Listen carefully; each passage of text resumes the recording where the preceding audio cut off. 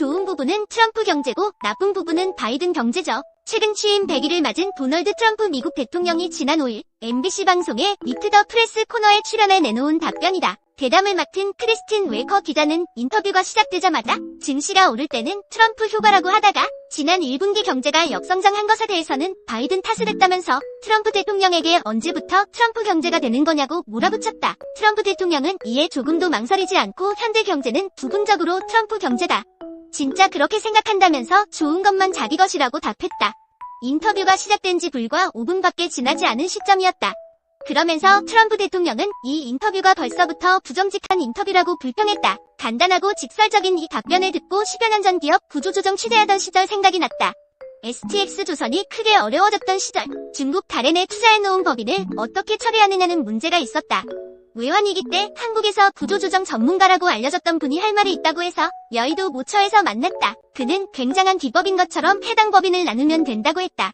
좋은 부분과 나쁜 부분을 각각 가진 두 회사로 쪼개서 좋은 쪽만 살리면 된다는 것이다. 다양한 종류의 기업 분할은 기업의 생존을 이어가고 성장을 도모하기 위한 수단 중 하나다. 하지만 내 마음속에선 곧바로 질문이 떠올랐다.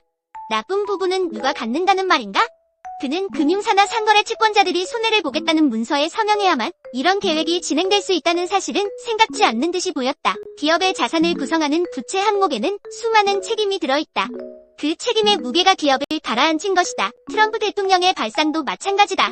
좋은 경제는 트럼프 경제, 나쁜 경제는 바이든 경제라는 논리는 유화적이긴 하지만 그가 미국이라는 거대 경제, 나아가 세계 경제의 방향타에 대해 어느 정도 책임감을 가지고 있는지에 대한 의문을 갖게 만든다. 지난 1분기 미국 경제가 역성장으로 표현된 것은 수입이 갑자기 늘었기 때문이다.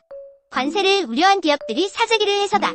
어떻게 포장해도 바이든 탓을 하기는 쉽지 않지만 트럼프 대통령은 편리한 답변을 포기하지 않았다. 어차피 진실이 무엇인지는 중요하지 않고 이기고 있다는 인상만 주면 되기 때문일 것이다. 사회 분열이 커질수록 정파적 사고가 전략적 사고를 압도한다. 장기적으로 대학 연구비 삭감이 국가에 좋을 리 없으나 상대 세력을 죽이기 위해서라면 새 정부의 최우선 과제가 될 수도 있다. 짧은 임기 사이에 정적과 그 무리를 제거하려는 시도가 거듭 이어지면서 법원은 전쟁터가 됐다. 유권자들도 마찬가지다. 분열이 심할수록 장기적인 비전과 이를 실행하려는 의지는 홀대받는다. 상대를 향한 손가락질 그 자체에 몰두하기 때문이다. 쓰다 보니 한국 상황과 다를 것도 없다. 우리도 나쁜 건 최다 전 정부 때문이라면서 책임지지 않으려는 태도로 일관한 대통령들을 여럿 보지 않았나? 차기 대통령은 남 탓 뒤에 숨지 않는 사람이었으면 좋겠다. 너무 어려운 주문인가? 워싱턴 이상은 기자. 전체 기사 전문을 보려면 프로필 클릭 후 지금 확인하세요.